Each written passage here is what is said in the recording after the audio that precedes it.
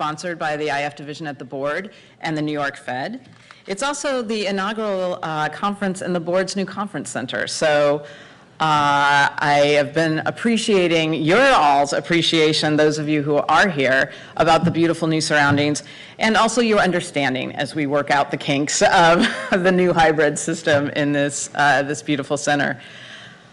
Turning to the content of the conference, in most of the lifetimes of those participating in this conference and those around the world, and I'm sure Professor Eichengreen can correct me if I'm wrong, the dollar has been the dominant currency. It has played the dominant role as the international reserve currency.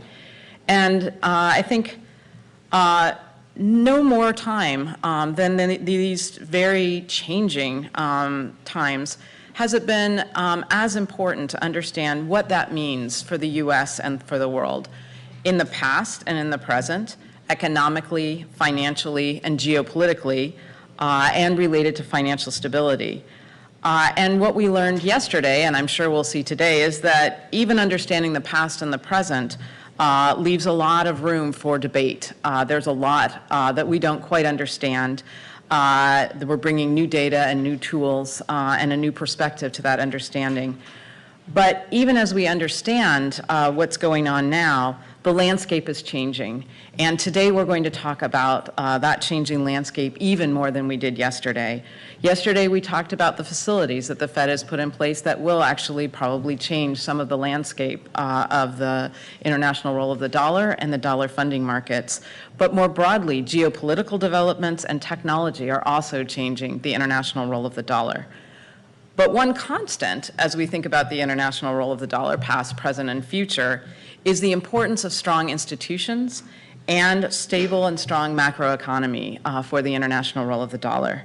And there are few people more important in that role than the next speaker.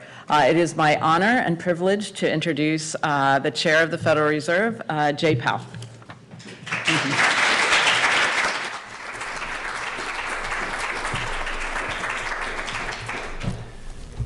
Thanks very much, Beth Ann, and good morning, everyone, and let me add my welcome to this inaugural conference on the international roles of the dollar. Thanks to everyone for participating, lending your expertise on this important topic. As Beth Ann indicated, this is the first use of our new Martin Conference Center, and I really hope you enjoy it. So the international financial and monetary system that emerged after World War II has been defined by the centrality of the dollar. It's the world's reserve currency and the most widely used for payments and investments.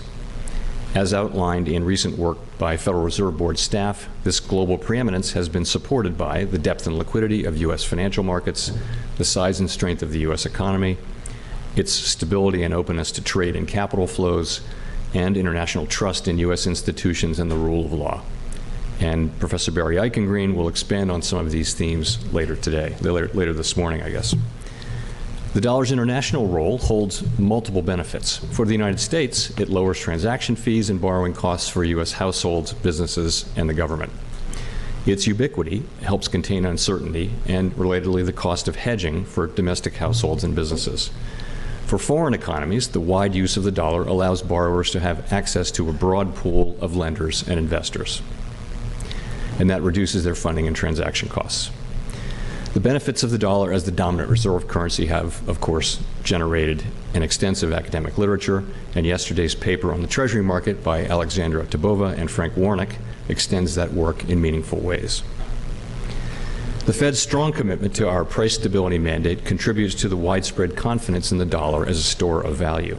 And to that end, my colleagues and I are acutely focused on returning inflation to our 2% objective.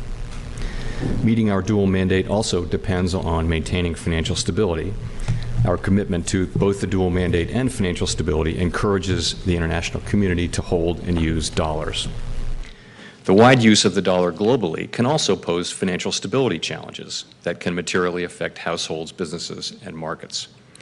For that reason, the Fed has played a key role in promoting financial stability and supporting the use of dollars internationally through our liquidity facilities. The central bank liquidity swap lines provide foreign central banks with the capacity to deliver U.S. dollar funding to institutions in their jurisdictions. and the Foreign and International Monetary Authorities, or FEMA, repo facility allows approved account holders the option to temporarily exchange their U.S. Treasury securities held by the Fed for U.S. dollars. These facilities serve as liquidity backstops so that holders of dollar assets and participants in dollar funding markets can be confident that strains will be eased when these markets come under stress. That assurance, in turn, mitigates the effect of such strains on the flow of credit to U.S. households and businesses. Both facilities enhance the standing of the dollar as the dominant global currency.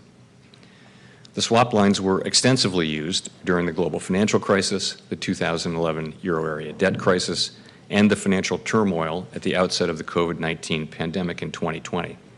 And the paper on central bank swap lines, presented yesterday by Gerardo Ferrara, Philippe Muller, Vishnawat Natraj, and Yongchuan Wang, provides novel micro-level evidence on the usefulness of swap lines in providing cross-border liquidity to support the real economy. Looking forward, rapid changes are taking place in the global monetary system that may affect the international role of the dollar in the future. Most major economies already have or are in the process of developing instant 24/7 payments. Our own FedNow service will be coming online in 2023. And in light of the tremendous growth in crypto assets and stablecoins, we are examining whether a U.S. central bank digital currency would improve upon what is an already safe and efficient domestic payment system. As our white paper on this topic notes, a U.S. CBDC could also potentially help maintain the dollar's international standing. As we consider feedback from the paper, we'll be thinking not just about the current state of the world, but also how the global financial system might evolve over the next 5 to 10 years. The paper by Jikai Chen and Asani Sarkar, which is on today's program, and our distinguished panelists on this topic this afternoon will provide important insights on this issue. So, to summarize, I'd like to stress the importance of the dollar to the U.S. and global economies and the financial system, financial markets. It's critical that we understand the channels, connections, and effects of the role of the dollar. I want to thank all of you for taking the time to join our discussion today. This conference brings together world-class researchers, practitioners, and policymakers dedicated to understanding and addressing these vital issues. And I do hope you're enjoying the conference. Thanks very much.